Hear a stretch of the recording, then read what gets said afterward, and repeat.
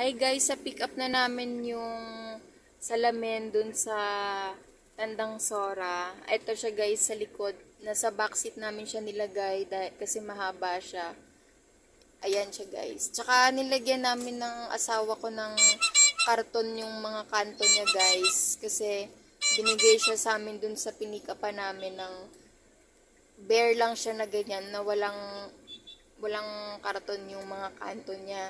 Madali kasi yung mabasa guys pag walang karton yung mga kanto. Tsaka yung kanto niyan, matatalim talaga yan guys. Kaya kung makakabutas talaga yan ng gamit o makakagasgas. Tsaka madali siyang mababasag. Kaya dapat talaga yung mga salamin, pag binabiyahe, dapat nilalagyan talaga yan ng karton yung mga dulo-dulo niya. Katulad niyan guys. Yan, nilagyan nila namin siya ng karton tsaka tape. I-deliver namin siya ngayon sa Makati City.